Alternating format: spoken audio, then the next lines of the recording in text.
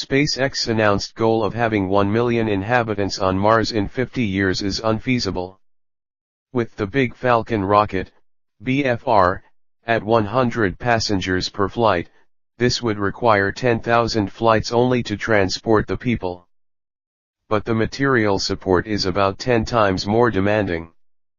So, as Elon Musk recognizes, the system would require 110,000 flights. Even at one flight a day, it would take 301 years. But since this is impossible, because one has to wait for the window every 26 months, when Mars is closer to Earth, transporting all these people would take hundreds of spacecrafts. This is completely beyond the normal resources of any company or country. To finance the passengers' flights, he would need to find 1 million people willing to pay $200,000 to go live permanently on Hell. When he says that the goal is to make the price of the voyage similar to the price of a normal house, he suggests that people would sell their houses to buy the ticket. I wonder how expensive would be a house in Mars. Is SpaceX going to build and offer a house to every colonist?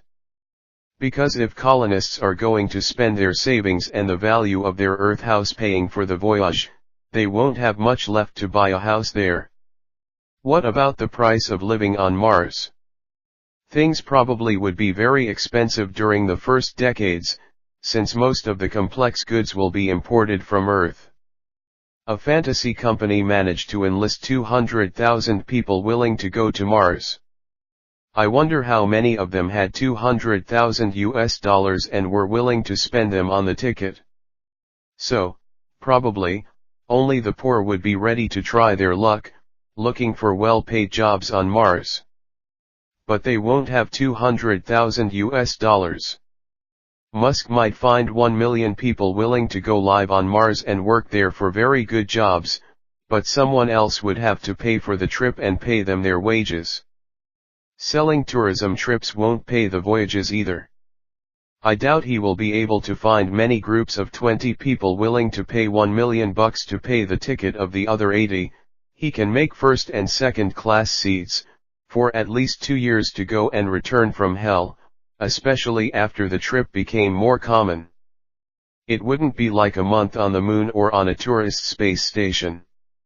With time to wait for the shortest return, it would be about spending more than 2 years on a living hell. There aren't many people eager to go live on Antarctica, the most similar place on Earth. And let's not forget about the complementary radiation. On Earth, on average, we get 1 millisievert, MSV, of radiation per year. On a round trip to Mars, of about 1 year, one will receive 700 MSV. But one has to add more 200 MSV per year for a person living in Mars. So, with current technology, a 2-year adventure to Mars would give about 900 MSV to the tourist. Well, 1000 MSV, or 1 sievert, implies a 5% increase in chance to get cancer. Moreover, radiation has neurological consequences since it attacks the neurons. For someone living on Mars during several years without proper permanent protection, the odds would be nasty. Let's not forget about the damages that the about 1 year round trip to Mars would create on health because of the zero gravity on the big Falcon rocket, BFR. According to the plans published, there won't be any artificial gravity on BFR. 1 year of zero gravity can make someone lose between 12 and 18% of bone mass. And exercise can't avoid this consequence. Furthermore, astronauts experience up to a 20% loss of muscle mass on space flights lasting 5 to 11 days. Daily exercise can mitigate some of the consequences on the muscle mass, but not all. Even Mars' gravity of 38% of Earth's one will be very damaging to anyone living there for a few years. Therefore, unless there are on Mars very valuable resources, that would pay for the trips, people and resources going to Mars and resources coming back to Earth, with current technology of spaceflight, Mars will be dependent on Earth, with a few thousand or, probably, only hundreds, of inhabitants.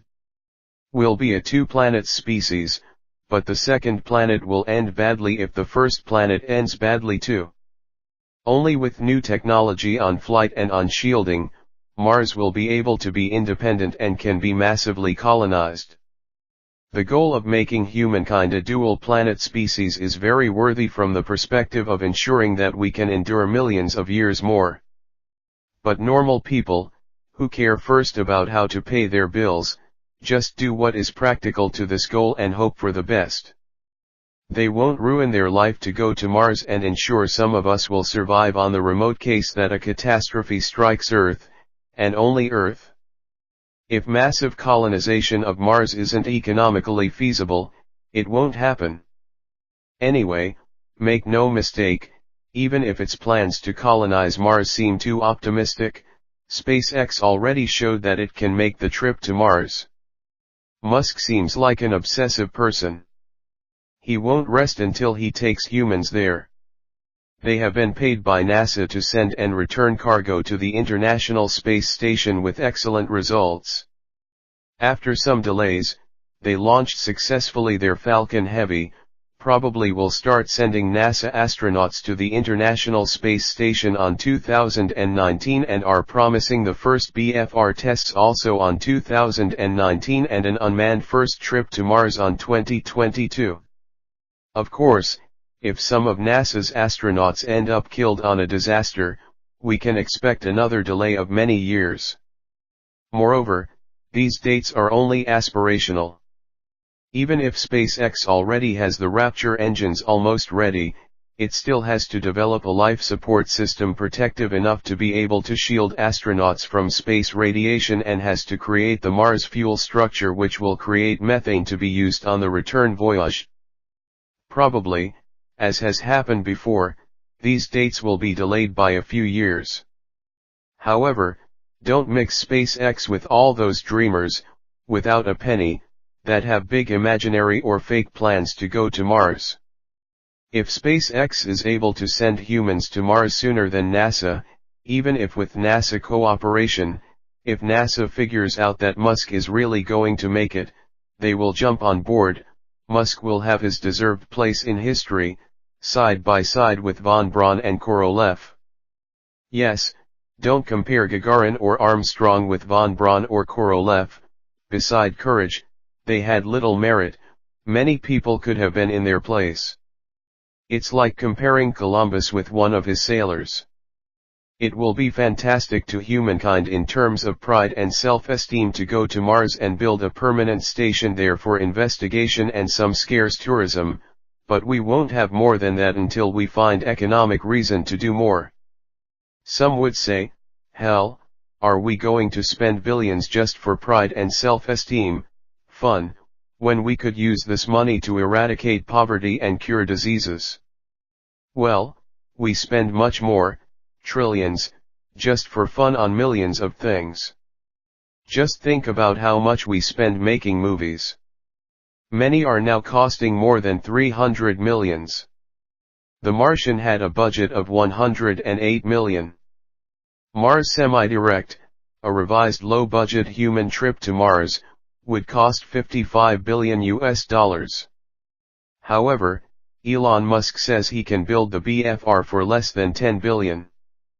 But let's put the global price, including training of the astronauts, resources, infrastructures, and preparatory voyages, at 20 billion. This is the price of 66 movies of 300 millions each. Isn't worthy? I bet we have spent much more than 20 billion making science fiction movies and shows. As we've seen, the goal about making us a real multiplanetary species is still science and economical fiction, so we are not going there for this valuable reason.